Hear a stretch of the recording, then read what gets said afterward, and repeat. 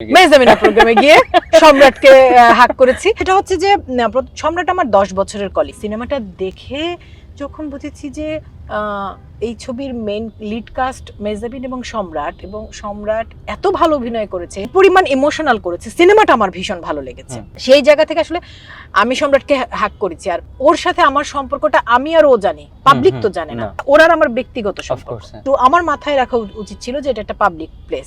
আমিও বুঝিনি যে ফাজিল আমাকে তুলে ফেলবে, পেছন থেকে যে কেউ ভিডিও করছে এটা তো আমি জানি না, অজান্তে আমার অনুমতিবিহীন ভিডিও।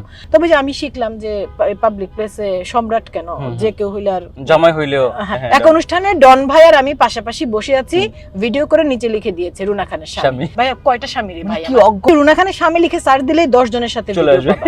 আমি আমার সোশ্যাল মিডিয়া থেকে অর্থ উপার্জন করি, ফলোয়ার লিস্টের চাইতে ব্লক লিস্ট বড়। বোল্ড ফটোশুট বলে তো মামার কিছু নাই। না, ও ড্রেস আপ নিয়ে কথা বলে না তোমার, এইটা কথা সেটা তোমার কাজ। ছোটবেলায় আইডল হিসেবে কাকে কপি করতাম? বড় হয়েছি টিভি দেখতে দেখতে, শমি আপু, বিপাশা আপু, মো আপু। কি করতে সবচেয়ে বেশি বোর ফিল করো? তো ধানমন্ডি থেকে আমার প্রতিদিন উত্তরা যেতে 2 ঘন্টা লাগবে, এটা তো আমি জানি। হ্যাঁ, আমি গাড়িতে মেকআপ নেই সব সময়। আমার ঢাকা ভালো লাগে, আমার দেশ ভালো লাগে, আমার সব অসংখ্যবার যেটা আমি বলার সেটা আমি বলবো, যেটা বলার না সেটা বলবো না। জীবনে যে আব্বুর কত টাকা চুরি করছে, 10 টাকা যদি নিতে পারতাম ওদিন তো আমরা জমিদার স্কুলের সব বান্ধবী মিলে আইসক্রিম টানা। Describe yourself in 3 words. Okay, what makes you angry?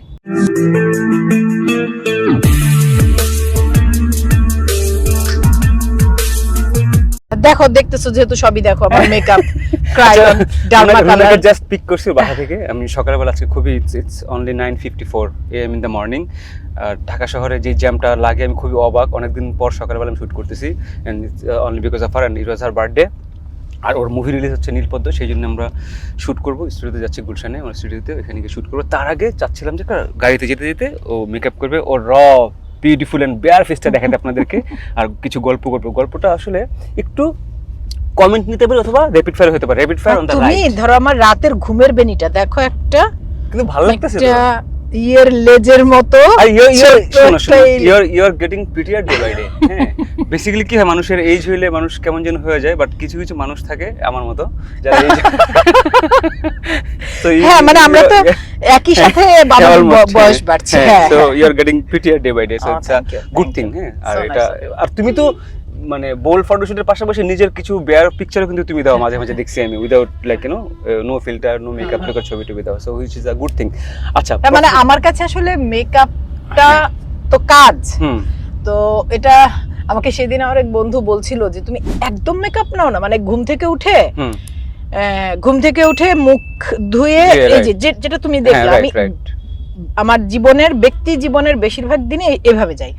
তুমি এই একটু ঠোঁটে একটু লিপ বাম, একটু কাজল, সেটাও দাও না। আমার কাছে তো মেকআপটা কাজ আমার, আর আমি মেকআপ করে পয়সা পাই। আমার কাজ ছাড়া মেকআপ করতে ইচ্ছা করে না। যেগুলো আমার ব্যক্তি জীবন সেগুলো হচ্ছে আমার আরামের জায়গা, ওখানে আমার কষ্ট করে মেকআপ তো আমার কাছে কষ্ট। ওইটাই বললাম যে মেকআপ ছাড়াও মানে কিছু কিছু মানুষ থাকে না যে they look pretty, so you are one of them. So ওই দিক থেকে you should be very happy about it. Okay, আচ্ছা, আমরা বাকি আলাপ তো পরে করবো। একটা ওই যে rapid fire on the right করি। হ্যাঁ, দেখি তুমি যতটুকু র্যাপিড হইতে পারো। আচ্ছা, ওকে, যতটুকু র্যাপিড হইতে পারো। আমি জানি না আসলে কতটুকু। আমি কিন্তু এই সমস্ত খুবই কাঁচা পারি না। না, র্যাপিড ফায়ারটা খুবই ইজি হবে আর কি। হ্যাঁ, মানে ধরো থাকে না যে তোমার লাইফ নিয়ে কথা বলতেছি আমরা। ওকে ওকে, এই যে আমার মেকআপ, এই হচ্ছে আমার ক্রাইলন ডার্মা কালার, এটা আমার শুটিং এর আমার সবচেয়ে প্রিয়। দেন আমার ল্যাকমে, এটার একটা সুবিধা হচ্ছে এটা সানব্লক একটু। সো শেষ, আমার মেকআপ শেষ, দুটো কাজ হয়ে গেল। ওকে, মেকআপ কি তোমার তাহলে অবসেশন? একদমই না। ওকে, একদমই না। আমি একদম পছন্দ করি না মেকআপ। আচ্ছা, আমরা এই সেগমেন্টের নাম দিচ্ছি rapid fire on the right. Okay, you can be rapid, মানে একটু যেটা মনে আসবে সেটা বলতে পারো, কোনো প্রবলেম নেই। ওকে, কিন্তু ছোট করে উত্তর, মানে ছোট না, আমি দেখো কোশ্চেন শুনলে তুমি বুঝতে পারবে। ধরো তোমার 3টা ব্যাড হ্যাবিটের কথা বলো, অথবা একটা বলো যেটা তুমি চেঞ্জ করতে পারতেছো না। ওকে, বলো। এই যে বললাম তোমার ব্যাড হ্যাবিট বলো, একটা বদ অভ্যাস যেটা তুমি চেঞ্জ করতে পারছো না। আমি অনেক বড় করে গল্প বলি। আমার মেয়ের বাবা সব সময় বলে যে ছোট করে সামারি, যেটা অন পয়েন্ট। আচ্ছা, কালকের একটা গল্প বলো। না, আমি দেখতে যাচ্ছি তুমি কিভাবে বলো। মানে কালকের কোনো গল্প নাই, কালকে ঘুম থেকে উঠেছি। আগের দিন একটা গল্প, যে কোনো একটা গল্প বলো। আচ্ছা আমি আমাদের কালকের কথা দিনটাই শোনো। তোমাকে বলি হ্যাঁ, আমি বলো, কাল হ্যাঁ। সারাদিন কি কি Because it was করেছি। your birthday. হ্যাঁ হ্যাঁ। কালকে আমি ঘুম থেকে উঠেছি, ঘুম থেকে উঠে আমার মন অনেক ভালো। উঠে আমি প্রথমে কফি খেলাম, ব্ল্যাক কফি খাই, ব্ল্যাক কফি খেয়ে তারপর আমি হাঁটি, স্পিকারে গান ছেড়ে হাঁটলাম। হেঁটে এর মধ্যে আমার মেয়ের বাবা এসে বলল যে আমরা দুপুরে একসাথে লাঞ্চ করব কি। তো আমার মেয়ে ঘুম থেকে উঠে কুইমুই করে সরে তারপর বলল যে আচ্ছা আমরা কি এটা এমন করতে পারি না, লাঞ্চটা না করে ডিনার। আর তিনজনে মিলে একটা কনফিউশন তৈরি হলো কি খাবো কি খাবো। তো আমি বারবারই বলছি যে আমি তো বাইরের খাওয়া খেতে খুব একটা পছন্দ করি না, আমার মেয়ে যা চায় সেটা। আর মেয়ে বলছে এটা মার বার্থডে, মা যা চায় সেটা। হ্যাঁ। আর আমার মেয়ের বাপ তো সে তো বেচারা হ্যাঁ মাঝখানে পড়েছে। আচ্ছা এই করতে করতে ফাইনালি আমার মেয়ের বাবাই সমাধান করে দিল যে শোনো মা আসলে মার পছন্দের খাওয়া হচ্ছে কাচ্চি, পোলাও, তেহারি। তো মা কে খুশি করতে চাইলে ওটাই খাওয়াতে হবে। তো মেয়ে বললো ঠিক আছে। এর মধ্যে পাঠাবে অর্ডার করতে, ফুড পান্ডায় অর্ডার করতে গেল, দেখা গেল যে ফুড পান্ডায় তেহারি ঘর নাই। তো তখন আমার মেয়ের বাবা বললো যে তাহলে আমি যাই তেহারি ঘরে নিয়ে আসি। আমি বললাম না আজকে আমি তোমাকে বাসা থেকে বেরোতে দিব না, সারাদিন বাসায় থাকবে। তুমি আসলে গল্প এই মানে পুরো স্ক্রিন প্লে দাও না, পুরো ডিটেইলস। এরপর যা যা যা ঘটেছে আমি একদম সিনারিও বলতে থাকি, এই আমি চোখে দেখতে পাই আমি বলতে থাকি। বাট তারপরে কি মানে তারপর ফাইনালি শেষ পর্যন্ত আমরা খেলাম কাচ্চি, কাচ্চি আর রোস্ট সুলতানস ডাইনে অর্ডার করা হলো। এর মধ্যে আমাকে ফোন করলো, মজার বিষয় হচ্ছে আমাদের নাবিলা, হ্যাঁ হ্যাঁ আমাদের মাসুমা নাবিলা, লাহোরের না মাসুমা নাবিলা না, ওই যে নাবিলা রহমান, ও হচ্ছে ও যে বনানীতে লাহোর একটা ইয়ে আছে না, ওটা ওর আর ওর হাসব্যান্ড সুমাইয়া তানজিনা, হ্যাঁ হ্যাঁ হ্যাঁ উত্তরা থাকে। হ্যাঁ হ্যাঁ। তো নাবিলা বলল রুনাপু তোমার বার্থডে, আমি তোমার জন্য আজকে খাওয়া পাঠাবো। তো ওর রেস্টুরেন্টের ওরকম একটা মাটন রিব, তারপর একটা মাটন রোগন জোশ, তারপর রাইস মানে পোলাও, আর হচ্ছে দুটা হালুয়া লুচি। খেয়ে তো রাত্রে আমি আর নড়তে পারছি না, মানে রাতে একটু রাতে খাইছো? রাতে দুইবার খেয়েছি, একবার কাচ্চি, তারপর আবার নাবিলা পাঠিয়েছে ওই খাওয়া, এবং নাবিলা এতগুলা খাওয়া পাঠিয়েছে। খেয়ে আর তো নড়তে পারি না এখন আমি, মানে খানিকক্ষণ সকালে যে 1 ঘন্টা হেঁটেছিলাম, আবার রাতে আমি একটু হাঁটার চেষ্টা করলাম, কিন্তু আমি দেখি যে আমার শরীর এত ভারী লাগছে, এত অস্বস্তি লাগছে যে আমি হাঁটতেও পারছি না। তারপর গিয়ে ঘুমিয়ে গেলাম। গল্প বুঝতে পারছি, এটা তোমার বদ অভ্যাস না? এর মধ্যে আমার মেয়ে আমার জন্য গিফট এনেছে, আমার বার্থডে গিফট। আমার তো পার্ল খুব পছন্দ, মানে গহনার মধ্যে আমার সবচাইতে পছন্দ পার্ল, আর শাড়ির মধ্যে জামদানি। তো আমার বর আমাকে জামদানি দিয়েছে, আর আমার মেয়ে দিয়েছে পার্লের গহনা কানে এবং গলায়। আজকে আমি সেটা পরবো। Okay great. আজ শুতে না? আচ্ছা ওকে, তুমি যেহেতু তোমার বার্থডে ছিল, অনেক বড় গল্প বলছো, আমরা ওইখান থেকে একটু জিজ্ঞেস করতে চাই, তোমার হাজবেন্ডের 3টা ভালো দিক বলো আর 3টা খারাপ দিক বলো। আমার হাজবেন্ড আমার দেখা এই পৃথিবীর সবচাইতে সুন্দর মাথা এবং মনের মানুষ আমার দেখা। আমি আমার বাবা মার একমাত্র মেয়ে, আমার যেটুকু দেখলাম আমার ভাই ফোন করলো, আমার একটা মাত্র ভাই, মানে আমি একটা মাত্র বোন, একটা মাত্র মেয়ে। আমার বাবা মার হচ্ছে আমি কলিজার টুকরা, আমার ভাইয়ের আমি মাথার তাজ। কিন্তু আমার বিয়ে হয়েছে যে এপ্রিলে 16 বছর হবে।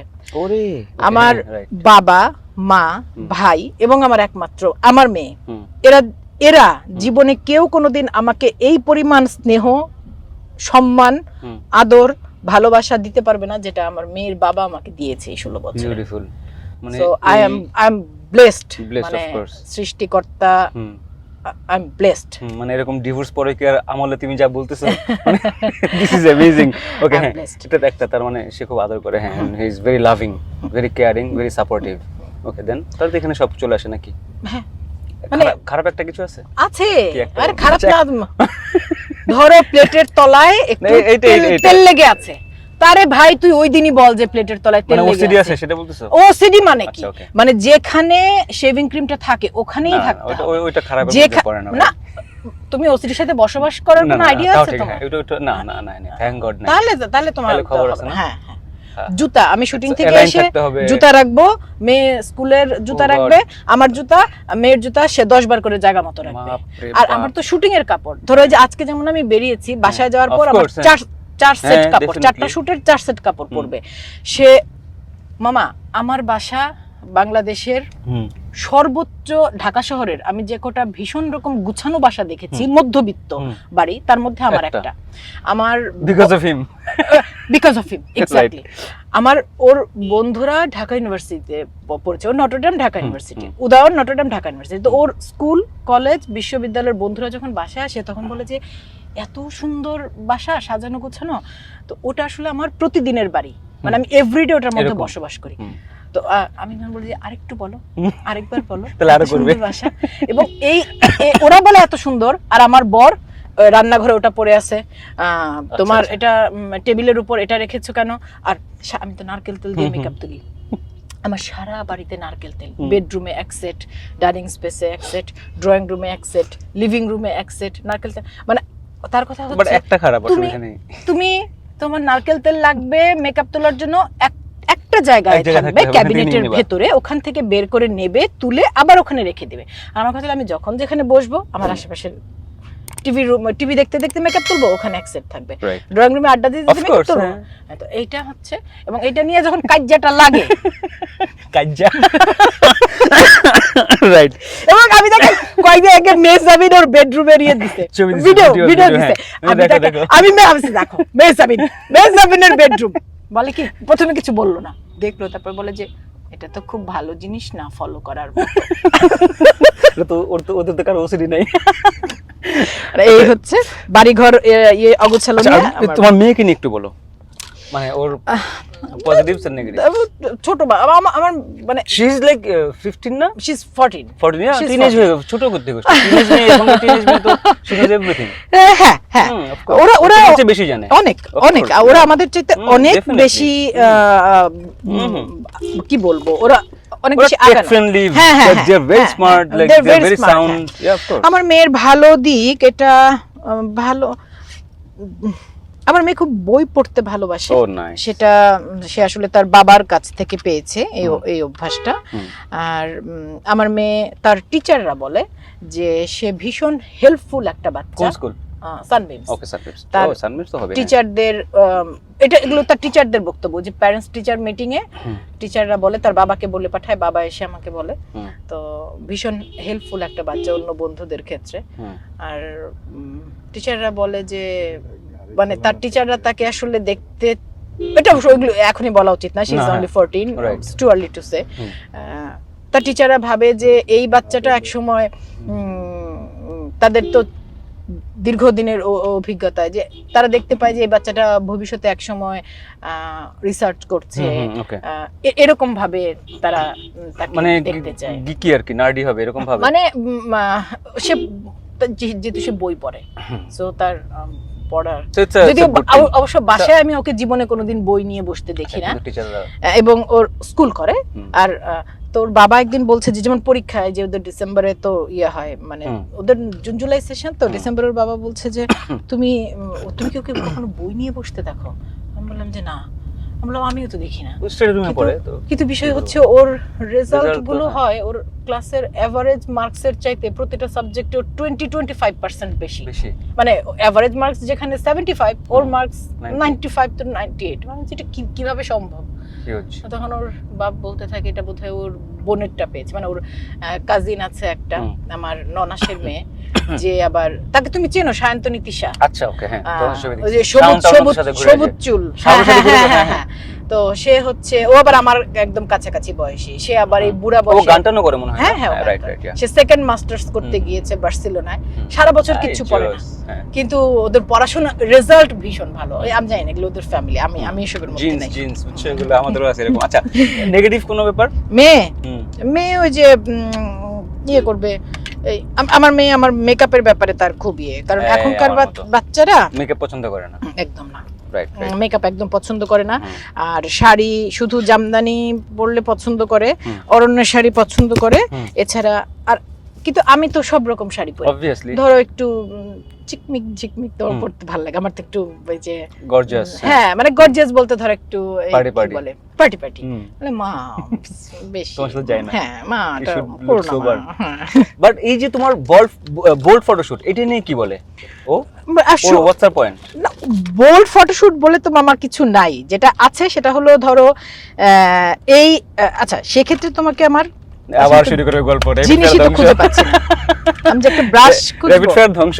না না, আমার জাস্ট এই যেহেতু প্রসঙ্গক্রমে আসলো কথাটা, হোয়াটস আর পয়েন্ট? আচ্ছা, What's your comment? এইটার বিষয় না, এইটার জিনিসটা আমি ডিটেইল উত্তর দিব, কারণ এটার এই উত্তর হবে না। আচ্ছা, So, হ্যাঁ, না না, just এই এক লাইনে বলে যে ও কিভাবে দেখে। না এটার এই প্রশ্নটাই একটা ভুল প্রশ্ন। আচ্ছা, ওকে। হ্যাঁ, না ও ড্রেস আপনি কথা বলে না তোমার? না, ওটা আমার ড্রেস আমি ধরো সোবার ড্রেস তোমার পছন্দ করে, ও গর্জিয়াস পছন্দ করে না, রাইট? ধরো সেটা, হ্যাঁ। এখন ধরো তুমি ফটোশুটের জন্য হোক, কোনো ক্যারেক্টারের জন্য, তোমাকে একটা ধরো তুমি নীলপদ্মা দেখো, you are acting as a pros না ওখানে, তো সেখানে তোমার কিন্তু ডিফারেন্ট একটা ড্রেস নিতে হবে। ওকে, আমি বুঝেছি, এইটা কথা সেটা তোমার কাজ, এটাই বলছি। তখন ও কি বলে সেটাই বলছি, ওটা তোমার কাজ, ওইটাই কথা বলছি। ও সেটা কিভাবে দেখে, ও কি বলে? ওটা তোমার কাজ। মানে তোমার বল ফটোশুট ওই সেন্সে না, ওই এটা মানে যে ড্রেস নিয়ে কথা বলে, তো ও দেখে যে তোমাকে সোবার হিসেবে দেখতে ভালো লাগে, পছন্দ করে, তখন কি বলে? ওটা আমার কাজ, ওইভাবে নিয়ে না। ওকে, গ্রেট। আচ্ছা, এখন র‍্যাপিড ফায়ার যায়, ঠিক আছে? তুমি অনেক বড় করে গল্প বলো আসলেই। What super power you would like to have, being invisible or travelling to your past? Super power যে কোনো একটা, মানে ট্রাভেলিং টু ইওর পাস্ট অথবা ইনভিজিবল। ইনভিজিবল হয়ে কি ফিউচারে কি করতে পারবো? তুমি আসলে কোনটা চাও আসলে? ইনভিজিবল হতে চাও নাকি অতীতে ঘুরে আসতে চাও? না আমি ইনভিজিবল হতে চাই না, আমি ফিউচারে যেতে চাই। ফিউচার নাই, পাস্টে গিয়ে কি করব? পাস্ট তো পারি। আচ্ছা, ফিউচারে গিয়ে কি করতে চাও? ফিউচারে গিয়ে দেখতে চাই কি আছে সামনে, কি আছে সামনে। এটা আবার পুরো সায়েন্স ফিকশনে চলে গেলাম। আচ্ছা, ওকে। ছোটবেলায় আইডল হিসেবে কাকে কপি করতা? কাকি হিসেবে কপি করতা? আইডল, ধরো তোমার আইডল হিসেবে যে আইডল ছিল, তাকে তুমি কপি করতে। শমী আপু আমার একদম ছোটবেলা শমী আপুর মতো। আজকে তোমাকে দেখাবো না, তুমি যদি সেই ছবি শমী আপুর পোশাকের রং, ছবির পোজ সহ তোমার ফটোশুট করে। হ্যাঁ, এবং আম্মা আমার ফটো। তোমার সাথে শমী আপুর কিন্তু অনেক মিল আছে, নো দ্যাট? জীবনেও না শমী, এটা কই শমী আপা, কই আমি বললাম একটা কথা। কমপ্লেক্সন, তোমাদের ফেস। না শমী, কেউ কখনো বলে না? না শমী আপা বলে না। না শমী আপা কি বলো তুমি? তুমি লজ্জা পাচ্ছ কেন? দূর, পাগলের মতো কমপ্লিমেন্ট। আচ্ছা, হ্যাঁ, তুই ছবি এরকম করে কমপ্লিমেন্ট, বাট ভুলভাল কমপ্লিমেন্ট হলো তো। না আসলে এরকম। আচ্ছা, তারপরে ওই আমি একটু লম্বা আর কি। আমি আচ্ছা, বলো না কি কপি করতে, একটু বলো। ওই যে তখন তো ছিল, ভিউ কার্ড ছিল শমী আপাদের, মানে আমরা যখন স্কুলে পড়ি, ধরো 90 কি বলবো, মানে আমার এসএসসি 98 এ, সো আমার ওই স্কুল সময়টা পর্যন্ত ভিউ কার্ড এবং শমী আপার মতো করে শমী আপার এরকম একটা ছবি ছিল, একটা শাড়ি পরা, নীল ফিরোজা শাড়ি পরা, আমি সেটা হুবহু সেটার মতো করে কপি করেছি। বিপাশা আপুর ছবি ছিল, বিপাশা এরকম করে হাসছে, এরকম করে ছবি তুলেছে শমী আপু, বিপাশা আপুদের। আমি বড় হয়েছি টিভি দেখতে দেখতে, শমী আপু, বিপাশা আপু, মো আপুকে আমার অ্যাজ আ মডেল আমার মনে হতো পৃথিবীতে এর চেয়ে সুন্দর কোনো গর্জিয়াস চোখ, নাক, হাসি, ও আল্লাহ। তো ফিল্মে কাউকে দেখতে না? সালমান শাবনূর। সালমান ওই সময়টা আমাদের আসলে সালমান। আর মৌসুমী আপাকে আমার দেখতে খুব ভালো লাগতো, মানে মৌসুমী আপার চুল, মৌসুমী আপার হাসি দেখতে খুব সুন্দর লাগতো। কিন্তু তুমি যদি অনেস্ট উত্তর চাও, অভিনয়, আমি সিনেমা হলে সালমান শাবনূরের সিনেমা হলে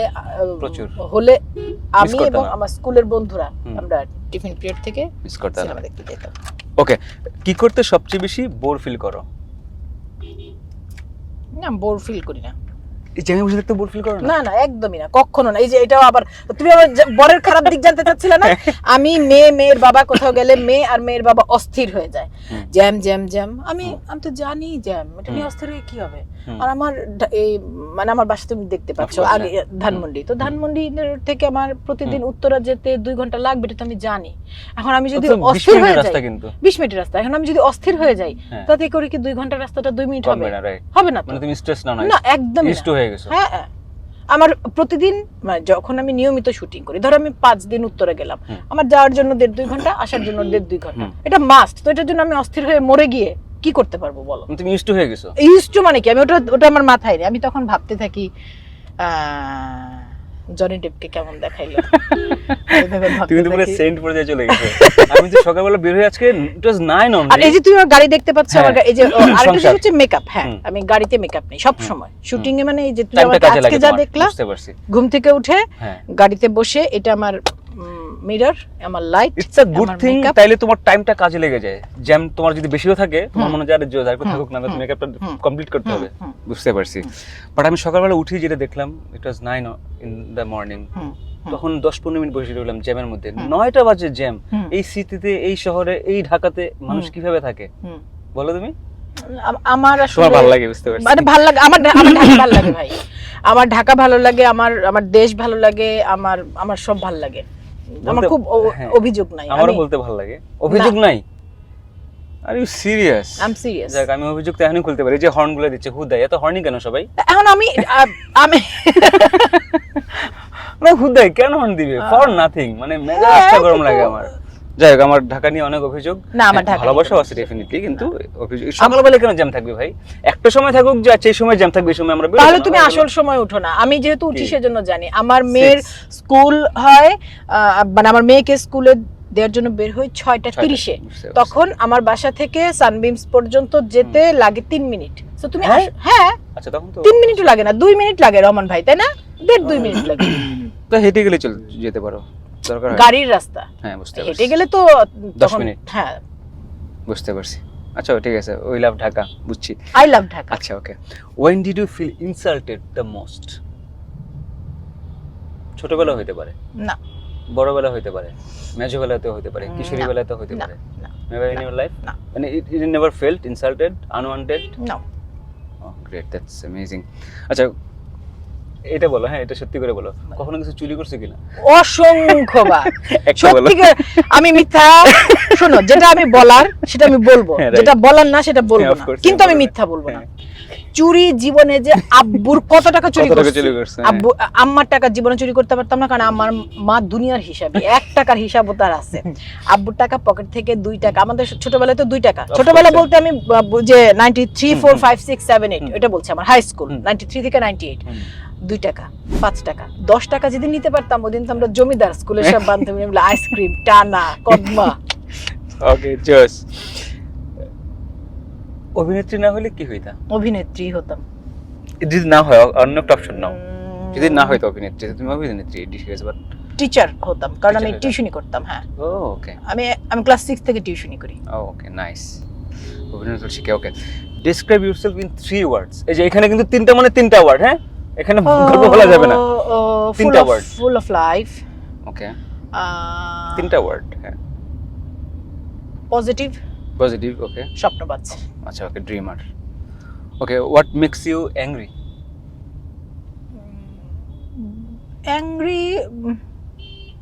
অ্যাংরিও কি খুব হই না বোধহয়। কি বলো ভাই, তুমি তো পুরো সেন্ট পড়ে যায়, আসলে তো পুরো মানে না, খুব অ্যাংরি মুহূর্তের মধ্যে, ধরো একটু একটা কথা বললো, কি খুট করে একটু বিরক্ত হয়ে গেলাম, পর মুহূর্তে মানে বিরক্ত আর অ্যাঙ্গার তো ডিফারেন্ট। না, অ্যাংরি আমাকে করতে পারে না। সিরিয়াস? কি নিয়ে মানে কোনো ট্রল, কোনো কিছু কেউ তোমাকে অ্যাংরি করতে পারে না কখনো? না না। বাপরে ভাই, তোমার কাছে আমার ক্লাস নিতে হবে। আচ্ছা, আমাকে ওইদিন আমাদের রনি বলতেছে, ওরে তুমি চিনবা, আরে আমি কোথাকার বললো? রিয়াজুল রনি। আচ্ছা হ্যাঁ হ্যাঁ, ফটোগ্রাফার, হ্যাঁ। খুবই ভালো ফটোগ্রাফার। ও বলতেছে যে আপু আমার ছবিতে হাহা দিলি আমি ব্লগ। আমি রনি হাহা দিলি ব্লগ? কেন রনি? তুমি ওর হাহা দেখতে চাও কেন রনি? মানে আপনি দিবে কেন? সবাইকে দেখা যায়, ও তো একটা ছেলে, বলে ও দিবে কেন? বলি দিবে, ওর দিতে ইচ্ছে করেছে, ও দিয়েছে, বাস শেষ। না ভাই, তুমি অন্য পর্যায়ে চলে গেছো। আচ্ছা, হোয়াট মেক্স ইউ স্কেয়ার্ড? আমি সাপ ভয় পাই। ওকে, আমি দেখতে পাই না। হ্যাঁ, আমি মানুষের মধ্যে আমি ওটা ভয় পাই না, আমি জাস্ট বুঝে যাওয়ার মধ্যে। আর আমি ধরো আমার জীবনে তোমার বন্ধু হওয়ার, অথবা বন্ধু না তুমি, কিন্তু আমার জীবনে সারা জীবন ধরে থাকার তোমার একটা মাত্র উপায়, সেটা হচ্ছে তুমি আমার সম্পর্কে যা মনে করো সেটা আমার সামনে বলতে হবে, অন ইওর ফেস। ইয়া, এছাড়া আর কোনো পথ নাই তোমার আমার জীবনে এক্সিস্ট করার। মানে বিউটিফুল। তো যখন আমি বুঝতে পারবো তুমি আমাকে সামনে হাসি, বন্ধু, সোনা, ময়না, কিন্তু পেছনে, তখন আর তুমি আসলে আমার জীবনের মানুষ রইবে না, ওই যে ওই গণমানুষের তালিকায় পড়ে চলে যাবা। This is beautiful. When was the last time you get trolled and for what? আমি তো প্রতিদিনই ট্রোল করি। লাস্ট টাইম একটা বলো তো, রিসেন্ট মেহজাবিনের প্রোগ্রামে গিয়ে সম্রাটকে হ্যাক করেছি। আর এইটা আসলে মানে এর মধ্যে অনেকগুলো ওই যে ব্যাখ্যা আছে, এটা নিয়ে বলতে পারো। যেটা হচ্ছে যে সম্রাট আমার 10 বছরের কলিগ। সম্রাট আসলে মূলত আমার সেই সময়ের কলিগ, যেমন তুমি বুঝবে আমরা যারা থিয়েটার করেছি প্রথমে ছোট ছোট চরিত্রেও ডাক পাই না, বা ছোট ছোট চরিত্রে যাবার পরও এই সেটে ঠিক মতো বসার জন্য চেয়ারটা দেয়া হয় না, যারা বড় তারকা তাদেরকে হ্যাঁ, 10 বার করে definitely। জিজ্ঞেস করা হয় চা খাবেন কিনা, আর তুমি মানে 10 বার চাইলেও তোমাকে একবার দিবে না, চা হ্যাঁ, দেয়া right। হবে না। এই অভিজ্ঞতাগুলোর মধ্য দিয়ে আমরা সবাই আসি। তো তো ধরো আমার সেই রকম একজন সহকর্মী থিয়েটার করা সেই মানুষটা যখন আমি কিন্তু প্রিয় মালতি দেখতে গিয়েছি, আমাকে চরকি ইনভাইট করেছে, রনি ভাই ইনভাইট করেছে, মেহজাবিন ইনভাইট করেছে, আমি ওদের গেস্ট হয়ে দেখতে গিয়েছি। আমি সিনেমাটা দেখে যখন বুঝেছি যে এই ছবির মেইন লিড কাস্ট মেহজাবিন এবং সম্রাট এত ভালো অভিনয় করেছে, সেটা আমাকে এই পরিমাণ ইমোশনাল করেছে। সিনেমাটা আমার ভীষণ ভালো লেগেছে। আমি মানে আমি জীবনের গল্প খুব পছন্দ করি, মেহজাবিন খুব ভালো অভিনয় করেছে, প্রতিটি চরিত্রে সবাই ভালো অভিনয় করেছে, শঙ্খ দারুণ নির্মাণ, এত প্রাসঙ্গিক এই শহরের একটা গল্প। তো সেই জায়গা থেকে আসলে আমি সম্রাটকে হ্যাক করেছি, আর ওর সাথে আমার সম্পর্কটা আমি আর ও জানি, পাবলিক তো জানে না। আমি ওকে জড়িয়ে ধরেছি, ও আমাকে জাস্ট তুলে ফেলে। হ্যাঁ, ও আমাকে, সেটা ওর আর আমার ব্যক্তিগত সম্পর্ক, নাম্বার 1। নাম্বার 2, আমার মাথায় রাখা উচিত ছিল যে এটা একটা পাবলিক প্লেস। আমিও বুঝিনি যে ফাজিল আমাকে তুলে ফেলবে, নাম্বার 1। আর নাম্বার 2, পেছন থেকে যে কেউ ভিডিও করছে এটা তো আমি জানি না। হ্যাঁ, আমার অজান্তে, আমার অনুমতিবিহীন ভিডিও। আর ভিডিওটা যে অ্যাঙ্গেল থেকে করা হচ্ছে, ওই অ্যাঙ্গেল থেকে ক্যামেরাটা তোমার ওখানে থাকলে তোমাকেও যেমন দৃষ্টিকটু দেখাবে, আমাকেও, বাংলাদেশের 18 কোটি মানুষের যে কাউকে ওকেও। তো এবং তারপরে সেই ভিডিওটা তিনি যারা করেছে বা যে করেছে সে তার অর্থ উপার্জনের জন্য তার পেজে আপলোড করেছে। ভীষণ দুঃখজনক, এই শিক্ষাগুলো আমাদের তৈরি হয়নি। তবে যে আমি শিখলাম যে পাবলিক প্লেসে সম্রাট কেন, যে কেউ হইলে আর জামাই হইলেও, হ্যাঁ আর জামাই তো যখন যার সাথে, ধর তোমার সাথে আমার ছবি তুলে পাশে লিখে দেয় রুনা খানের স্বামী, আমি একটু অবাক হব না যে আমার ড্রাইভাররা আমার ব্যাগ ট্যাগ নিয়ে যাচ্ছে, যদি ছবি তুলে নিয়ে নিচে লিখে দেয়। হ্যাঁ, তুমি এরকম ডন ভাই, এক অনুষ্ঠানে ডন ভাই আর আমি পাশাপাশি বসে আছি, ভিডিও করে নিচে লিখে দিয়েছে রুনা খানের স্বামী। আরেক অনুষ্ঠানে, আর ওই যে র‍্যাম্প শো যেটা ঢাকা ফ্যাশন, সেখানে আমার যে কোয়ার্টিস্ট মডেল, তার সাথে আমার ভিডিও, মানে একটা শট নিয়ে লিখে দিয়েছে রুনা খানের ভাই। কয়টা স্বামী রে ভাই, কি অজ্ঞতা মানুষের, তুমি আমাকে বলো। এই যে ইউটিউবার লোকে তো দেখে এগুলা, তারাও তো অজ্ঞ না। তুমি যে রুনা খানের স্বামী লিখে সার্চ দিলেই 10 জনের সাথে চলে আসবে রুনা খানের স্বামী। আল্লাহ আল্লাহ, what do you feel এই সব নিয়ে? আমি কিছুই ফিল করি না। আমি ফিল করি না বলতে হচ্ছে সোশ্যাল মিডিয়ার সাথে তো আসলে আমরা পরিচিতই হয়েছি 10 বছর ধরে। আমি যেটা ফিল করি, যা আমার সোশ্যাল হ্যান্ডেল থেকে আমি পাবলিশ করছি, যেই ছবি, যেই বার্তা, শুধু সেটার দায় আমার। নাম্বার 1, আমি আমার সোশ্যাল মিডিয়া থেকে অর্থ উপার্জন করি না। মানে প্রথম কথা হচ্ছে, আমি জীবনে কোনোদিন আমার সোশ্যাল মিডিয়া বুস্ট করিনি। যারা আমাকে ফলো করে, তারা গালি দেওয়ার জন্য হোক, আর প্রশংসা করার জন্য হোক, আর দেখার জন্য হোক, তারা তাদের নিজের প্রয়োজনে করে। আমার ফলোয়ার লিস্টের চাইতে ব্লক লিস্ট বড়। ঠিক আছে, ফলোয়ার যে 11 লাখ করে, তার চাইতে ব্লক লিস্ট বড়। তো আমি তো সোশ্যাল মিডিয়া থেকে অর্থ উপার্জন করি না। হ্যাঁ, সোশ্যাল মিডিয়া এখন আছে, ব্যবহার করি, কিন্তু এর সাথে আমার কোনো, বা সোশ্যাল মিডিয়াতে আমি শুধুই আমার পেশাগত কাজের সম্পর্কে তথ্য দিই। তুমি মানে সারা বছর দেখলে দেখতে পাবে যে আমার 90% কাজ হচ্ছে আমার পেশাগত কাজ। অভিনয় বলতে মঞ্চ, টেলিভিশন, ওটিটি সব, আর নয় মডেলিং বলতে TVC, OBC, still shoot, ramp, এছাড়া তুমি আমাকে হয়তো বছরে 5টা বিষয় পাবে, যেমন একটা জন্মদিনের ধন্যবাদ পোস্ট, ঈদের শুভেচ্ছা। আমি একটা পোস্ট নিয়ে কথা বলতেছি একটু পরে, যে পোস্টটা আমার খুব ভালো লাগছে। হ্যাঁ, বা ঈদের শুভেচ্ছা, বা বিবাহ বার্ষিকীতে আমার মানে একটা এরকম তুমি ব্যক্তিগত পোস্ট পাবে বছরে 5টা 6টা, বা পূজার শুভেচ্ছা, মানে যেগুলো আমাদের সার্বজনীন সবার জন্য। এছাড়া ব্যক্তিগত কোনো কিছু আমি, সোশ্যাল মিডিয়া আমার ব্যক্তিগত ইয়ে।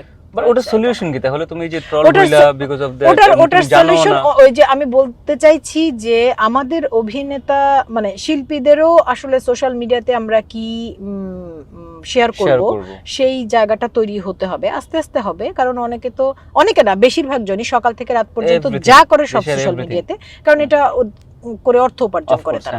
ঠিক আছে, আমি বারবার অর্থ উপার্জন শব্দটা মেনশন করছি। আমার মনে হয় যদি ফেসবুকে টাকা দিয়ে বন্ধ করে দেয়, এই জিনিসটা অনেকটা কমে আসবে। একদম। এবং হচ্ছে এই পত্রিকাও যারা অত্যন্ত নির্ভরযোগ্য পত্রিকা, তারা তারাও তো অত্যন্ত same thing. হ্যাঁ They're doing the same shit. হ্যাঁ হ্যাঁ, তো সেগুলো ওই যে কারণ অর্থ ভাবাই যায় না। অর্থ এখন একটা র্যান্ডম লোক অর্থ উপার্জন করছে, তাকে বলতেছি আমরা, কিন্তু তার মানে ন্যাশনাল ডেইলিকে আমরা কিছু বলতেছি না। কিছু বলছি না। সো এই যে অর্থ তাদের দায়িত্ব আরো বেশি। এবং তার দায়িত্ব বেশি এবং আরো ভুল ভাবে তথ্য প্রেজেন্ট করা, হ্যাঁ, রাইট। ওই তো একই তো কথা। সেম। তো এই সমস্ত আমার ধারণা আরো 5-7 বছর বা আরো কিছুদিন গেলে আমরা এটার সাথে অভ্যস্ত Used to হয়ে হবে, যেতে sure. পারবো। আমি আশাবাদী। বা একটা কোনো নীতিমালা লাগবে আমার মনে হয়। হ্যাঁ হ্যাঁ, না হলে আসলে জিনিসটা এভাবে হতে থাকবে। When was the last time you cried? এইটা অলমোস্ট এভরিডে অ্যাক্টিং এ না, কান্দা রিয়েল লাইফে বলো। না, রিয়েল লাইফে আমার মন খারাপ হলে বলো, কান্দ, when was the last time? মন খারাপ কেন? লাস্ট টাইম মনে নাই কবে জানি, ও সেই দিন কে যেন একটা কি বলেছে, আমি আমার বরকে বলেছি যে ও ও এটা বলেছে, সে বলল যে তুমি কেন হচ্ছ, অবাক হচ্ছ, মানে বা কেন, মানে তার বক্তব্য হচ্ছে যে তুমি কেন আশা করছো যে সেটা এটা বলবে না, আচ্ছা, মানে তুমি আশা করো না।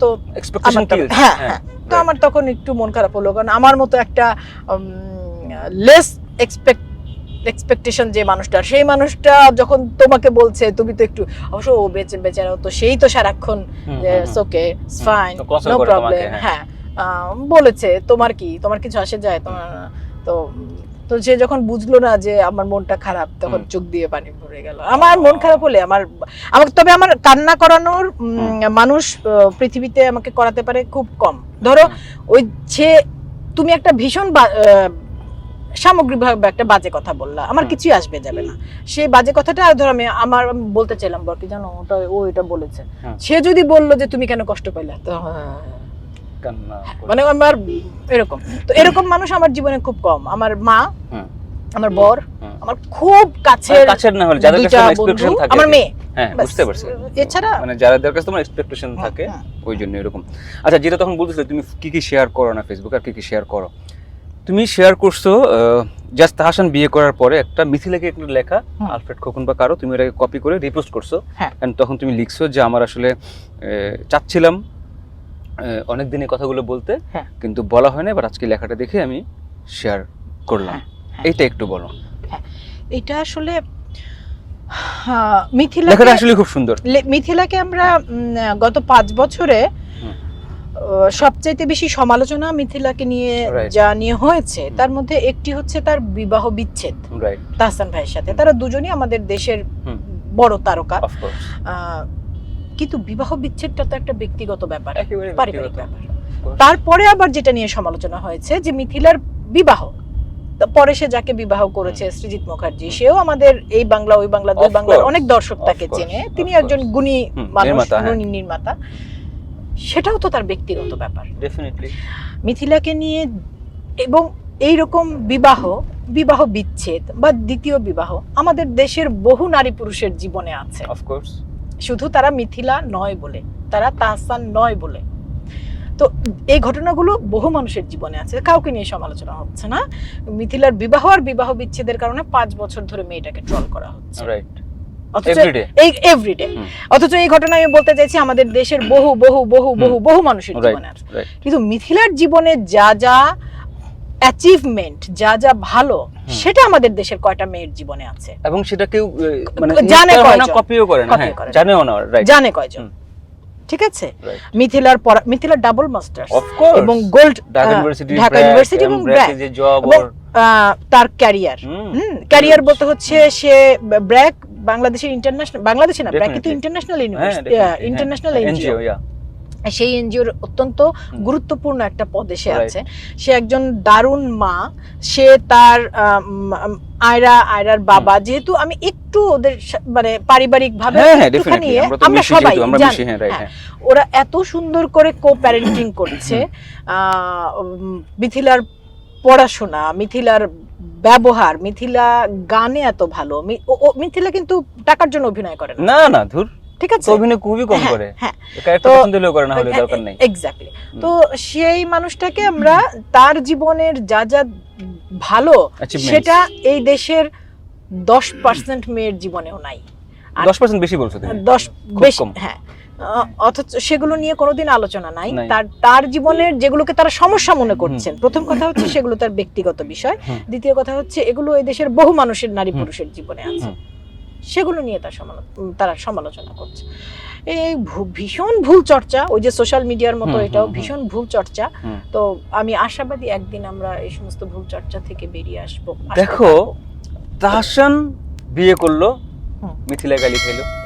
তাহসান ভাই বিয়ে করা সেটা তার ব্যক্তিগত ব্যাপার, সে কাকে বিয়ে করবে, মানে একটা মানুষের, সে তারকা, হ্যাঁ খুবই দারুণ, তার পার্সোনাল লাইফ থাকবে না? হ্যাঁ, মানে ও কেন এত বয়সী 20 বছর 22 বছর বয়সী কম বয়সী একটা মেয়েকে বিয়ে করছে? সেটা তো তার আর তার তাদের ব্যাপার। তার স্ত্রী কি নাবালিকা? এটাই তো তার কথা। স্ত্রী বয়স কি 18 কম? She is 26। তো তাহলে সেটা তো তাহসান ভাই আর তাহসান ভাইয়ের স্ত্রী এবং ওদের তাহসান ব্যাপার। ভাইয়ের ফ্যামিলি, তাহসান ভাইয়ের স্ত্রীর ফ্যামিলির ওদের ব্যাপার। লুক আমরা কে? আমি আমরা কে? কে ভাই? তুমি কে? আমরা কে? হ্যাঁ আমরা কে? না, আমার পয়েন্ট হচ্ছে মিথিলার কে, যে তাহসান বিয়ে করছে, মিথিলা গালি খাইতেছে। হ্যাঁ, তাহসান মিথিলা ডিভোর্স দিছে, মিথিলা। আরে ভাই, আমাদের সমাজ কি, মানে আমরা তো ভাই যা মেয়েরা আছেই ভাই গালির বস্তু। যাই করবা তুমি গালি খাবা।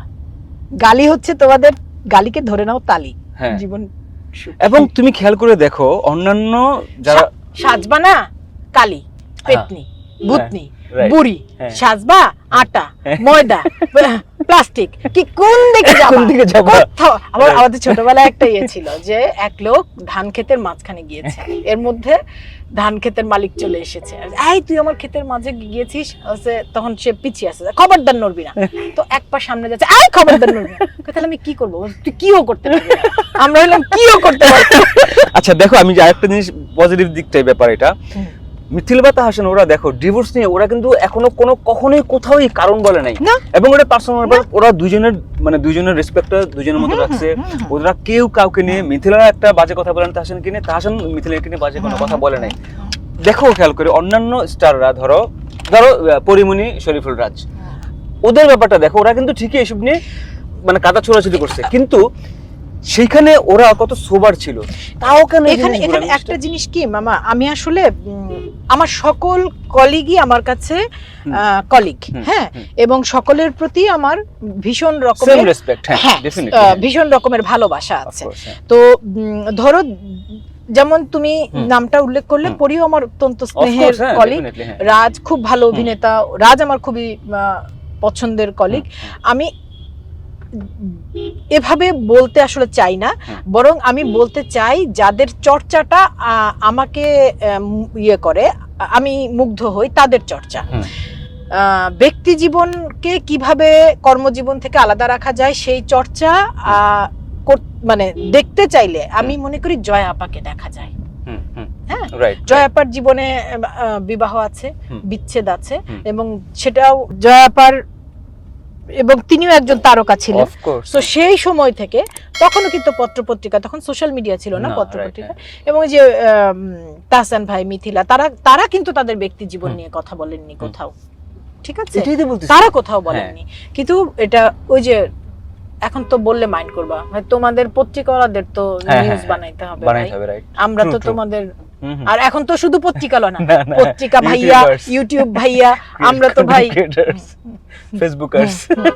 না, আমি আসলে প্রসঙ্গটা বললাম যে ওরা কিন্তু এই জিনিসটা কখনো ক্রস করে নাই। আমি সব সময় বলতে চাই, খুবই তীব্রভাবে বিশ্বাস করি যে একটা মানুষ যে জন্য পরিচিত, যেমন আমাকে যদি দেশের 5 জন লোক চেনে, কেন চেনে? আমি অভিনয় করি সেজন্য। তো আলোচনা হলে আসলে আমার অভিনয়টা নিয়েই হওয়া উচিত, এছাড়া আমার ব্যক্তি জীবন অন্য আর কিছু নিয়ে আলোচনা হওয়াটা কাম্য না, প্রয়োজন নাই। বা তাহসান ভাইকে তোমরা, তাহসান ভাই ভালো গান গায়, ভালো অভিনেতা, ভালো মডেল, সেগুলো নিয়ে আলোচনা করো। যেই পরিমাণ লোক তাহসান ভাই আর মিথিলার বিয়ে নিয়ে আলোচনা করেছে, সেই পরিমাণ লোক যদি তাহসান ভাইয়ের যদি একদিন দেখতে আসতো, তাহসান ভাইয়ের প্রথম সিনেমা, এই সিনেমা বাংলাদেশের ইতিহাসের ব্লকবাস্টার সিনেমাতে পরিণত হতো না। সেই পরিমাণ লোক না, তার অর্ধেক লোক যদি ওই সিনেমাটা ভালো না, তো দেখতে গেলে লাভ নেই। না না না, না না, মুভিটা ভালো হইলে দেখো, তুমি এখানে আমার কথা, তুমি বায়াস হয়ে কথা বলতেছো কেন? না, আমি বায়াস তো ভালো না ভাই, মুভি ভালো হলে হিট হইতো। মুভি তো খুবই বাজে বানাইছে, খুবই বাজে বানাইছে, গল্পটা হামুরি কিছু না। দেখো, আমার কাছে মুভি কিন্তু ভালো, তুমি খেয়াল করে দেখো, লাস্ট মুভি আমার খুব ভালো লাগছে হাওয়ার কথা বলি আমি অনেক জায়গায়। হাওয়া মুভিটা মাই গড কি বানাইছে ভাই, হ্যাঁ কি অ্যাক্টিং, কি মেকিং এবং সবকিছু মিলে হ্যাঁ আমার মনে হচ্ছে একেবারে পারফেক্ট একটা মুভি, যেখানে বাংলাদেশে এরকম মুভি পসিবল। হ্যাঁ। মানে দেখো আমি ওই যে বায়াস হয়ে জাস্ট সবাই কাজ করতে দিকে ভালো করছে ব্যাপারটা তো তা বললে না, তো হবে সবাই না, তাই কাজ না? করছে না। আমি যদি একদিন দেখেছি, আমি তোমার সাথে আসলে একমত না। একমত No, এই so কারণে they can- যে এর চাইতেও আরো বহু মানহীন ছবি হবে যদি একদিন একদম ছুঁড়ে ফেলে দেওয়ার মতো ছবি হয়। আমি দেখেছি যদি একদিন, এবং তাহসান ভাই ভালো অভিনয় করে। আমি তাহসান ভাই অভিনয় ভালো, হ্যাঁ পার্সোনাল নিয়ে কিছু হ্যাঁ। বলবো মুভিটার কথা আমি হ্যাঁ বলছি। মুভির Acting তো কথা ভালো একটা acting করছে। ওকে একটা মানে এটাকে খারাপ ছবি বলা যাবে না কোনো না না না, হ্যাঁ রাইট। আমি এটাকে গত 20 বছরের শ্রেষ্ঠ 20টা ছবির মধ্যে ফেলতে পারবো না, কিন্তু এটাকে একেবারে যাচ্ছে তাই এটা আমি মনে করি না। আমি দেখেছি যদি একদিন। আমি ওখান থেকেই বলতেছি তো। ঠিক আছে, তোমার মিথিলার ড্রেস আপ ভালো লাগে নাকি তাহসানের? দুজনেই সুন্দর। Very good. এখন দুজনেই নেক্সট সুন্দর। কোশ্চেন, আমার নেক্সট কোশ্চেন এটা নিয়ে, বুঝছো? তুমি যদি একটু অ্যানসারটা আমার খুব ভালো লাগবে, না দিলেও প্রবলেম নেই, বাট আমার মনে হয় তুমি দিবা। ওকে চলো। According to you, who has the worst and best fashion আর style sense in our industry? নাটকে হতে পারে, ফিল্মে হতে পারে। আগে বেস্ট বলো। বেস্ট জয়া পামু আপা। ওকে, মেয়েদের মধ্যে। Best, Great, হ্যাঁ। ছেলেদের মধ্যে? ছেলেদের মধ্যে শুভ, আরিফিন শুভ। ওকে, সিয়াম। সিয়াম, রাইট। ওকে, দুজন ডান। ওয়ার্স্ট বলো, একজন বললেও হবে। তো মুশকিলে ফেলে দিলা রে ভাই, এটাই তো মেইন না? মুশকিলে ফেলে দিলা। আচ্ছা, মানে পার্সোনালি না, জাস্ট এমনিতে মনে হয় যে আমি বলতে পারি, তুমি বললে আমিও বলবো, যাও। না মানে ওরকম কেউ নাই। এখন এক একটা মানুষের এক একটা ইয়ে থাকে। না ওরকম তুমি, আমি জানতাম তুমি বলবো না, আমি এই জন্যই না। তুমি বললে আমি তো বলতাম। যেটা আমার, তোমারটা বলো শুনি। না না, এক্সকিউজ মি। না এসে আচ্ছা okay, what is the first thing you notice in a person? প্রথম দর্শনে কি দেখো, কি নোটিস করো একটা মানুষের মধ্যে, ছেলে হোক মেয়ে হোক? সবার সাথে সুন্দর করে কথা বলছে না। কিনা। না মানে তুমি তো কথা না শুনলে বুঝবে না কথা কিভাবে বলছে। Just first thing you notice in a person, ধরো নোটিস করি ইনা না। ইনা ব্লিঙ্ক হুম, একটা দেখলে একটা মানুষকে কি নোটিস করো? কিছু নোটিস। ধরো একটা তুমি প্রিমিয়ার শোতে গেছো, হ্যাঁ, কোন এক নায়ক বা নায়িকাকে দেখলা, কি নোটিস করো ওর মধ্যে প্রথমে? নায়ক নায়িকাকে যে দেখলাম, কোনো কি কি notice? দেখলা? আচ্ছা, প্রথমে কি আজকের প্রিমিয়ারের জন্য ও ঠিকঠাক মতো, আচ্ছা হ্যাঁ, উম, মানে ড্রেস আপ দেখো, হ্যাঁ হ্যাঁ, আজকের Okay. প্রিমিয়ারের জন্য, অ্যাটায়ার দেখো, আজকের প্রিমিয়ারের জন্য যে ও তৈরি হয়ে এসেছে ওকে কেমন দেখাচ্ছে, লুকটা ভালো দেখাচ্ছে। আচ্ছা লুকটা দেখো তুমি, হ্যাঁ ওই জিনিসটাই। তাও যে স্পেসিফিক কারো শুজ হতে পারে, কারো হেয়ার স্টাইল হতে পারে, কারো না, মেকআপ হতে না, পারে, কারো না, ড্রেস হতে পারে, না। ওই জিনিসটা। ও সেটা যদি তুমি বলো, মানে না এটা আসলে আমি বায়াসড ব্যক্তিকেন্দ্রিক হয়ে যাব। হ্যাঁ, মানে বুঝতে পারছি। আচ্ছা ওকে, হ্যাঁ, what talent you have that you secretly proud of? কিচ্ছু নাই।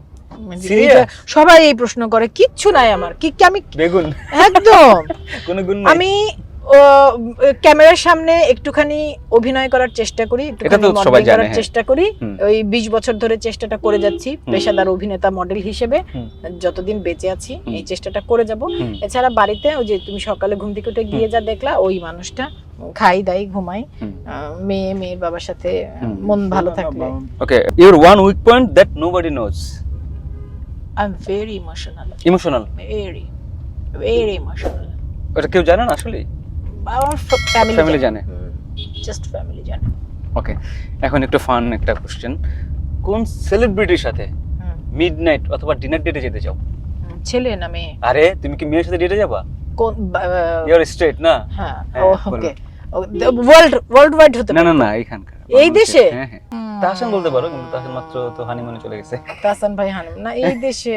না, এটা তো ফ্যান্টাসি না, এটা তো আর তোমার না, রিয়েল আমার লাইফে দেশের হইতে কারণে পারে না। ফ্যান্টাসি নাই তো। না না, রিয়েল লাইফে হইতে না, আমার পারে না। ফ্যান্টাসি আছে, বাট এই দেশের কারণে ফ্যান্টাসি নাই। একটা বলো না। আই হ্যাভ ফ্যান্টাসি, এবং আমার ফ্যান্টাসিতে অনেকে আছে, কিন্তু এর তারা কেউ এই দেশের না।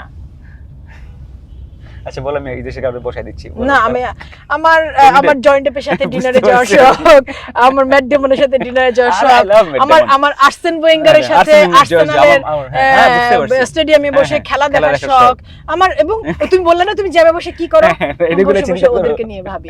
সো আমার লিস্ট অনেক লম্বা, কিন্তু এখানকার কেউ নেই। ধরো এখানকার তো আমি 3টা নাম বলি, তুমি 3 নাম্বার থেকে যে কোনো একটা নাম চুজ করো, যাদের সাথে তুমি ধরো ডিনার ডেট না হোক, জাস্ট একটা নরমাল একটা ডেটে যাবা বা আড্ডা দিবা। তাহসান, শাকিব খান আর হচ্ছে এই তামিম ইকবাল। তাহসান, ওকে। বলো মানে তোমার কি মনে হয় ওর সাথে ডেটে গেলে কি হইতে পারে তোমার সাথে? তোমরা তাহসান ভাইয়ের সাথে ডেটে গেলে তাহসান ভাই গান নিয়ে কথা বলতে পারবে। তাহসান ভাই হ্যাঁ তাহসান ভাই ভালো, কি বলবো, তাহসান ভাইয়ের পড়াশোনা, তাহসান ভাইয়ের পড়লে হয় কি বলার ইয়েটাও তৈরি হয়, কথা বলার মতো। হ্যাঁ, বেশি পড়া যায় তত বেশি বলা যায়, জানা যায়। তো তাহসান ভাইয়ের থেকে শুনতে আমার ভালো লাগবে। আমি জানি যেহেতু মানুষটা অনেক জানেন, তিনি তার পড়াশোনা, তার গান নিয়ে, তার তিনি একাডেমিক লাইনে আছেন, সো তাকে শুনতে আমার ভালো লাগবে, সেই জন্য তাহসান ভাই। ওকে, আচ্ছা এখানে অফ টপিক, তাহসানের অ্যাক্টিং নাকি গান, কোনটা তোমার প্রিয়? সে তো মডেল। সিরিয়াস? ইয়া ওকে, ও মডেলিং খুব বেশি করে না কিন্তু। ও কি বলেছে খুব বেশি করে মডেল? তুমি কি বাচ্চা হয়ে গেছো বেশি? তাহসান ভাইয়ের আর জেনির যে পন্ডসের বিজ্ঞাপন আমরা যখন মাত্র কাজ শুরু করলাম, বেশি করে না সেটার কথা বলতেছি, কিন্তু বেশি না করলেও আমার কাছে যেটা ওই পন্ডসের বিজ্ঞাপন তাহসান ভাইয়ের, তারপর তাহসান ভাইয়ের আর মিথিলার যে ওই যে টিপ চুল, হ্যাঁ মানে তাহসানের গান না, তার মানে কোন পছন্দ না অ্যাজ আ মডেল? আমি তাহসান ভাইয়ের গান দারুণ, কিন্তু তুমি যদি তাহসান ভাইয়ের অভিনয়, গান এবং কোনটা আমাকে বাঁচতে বলো, মডেল তাহসান ভাই। আচ্ছা, এটাতে এই অ্যানসারটা কিন্তু কেউ দেয় না জানো। ওই যে আমি বললাম না তোমাকে, আমি যেটাকে ঠিক মনে করব আমি সেটাই বলবো। ওকে, গ্রেট। লাস্ট কোশ্চেন আমরা চলে আসছি, আমরা গুলশানে একে ঢুকে গেছি, স্টুডিওর কাছে চলে আসছি। Where you can see yourself in 5 years from now? এটা লাস্ট কোশ্চেন। আমি শুধু সুস্থ আছি আর যেভাবে আছি এখন এমনই থাকতে চাই। আমার ফ্যামিলি, আমার কাজ আর আমার সুস্থতা, এছাড়া আর আমার কিছু চাওয়ার নেই। ওকে, তাহলে আরেকটা কোশ্চেন করে নি, এসনো তুমি খুব ছোট দিছো। What are you most grateful for? আমি জানা যান ওই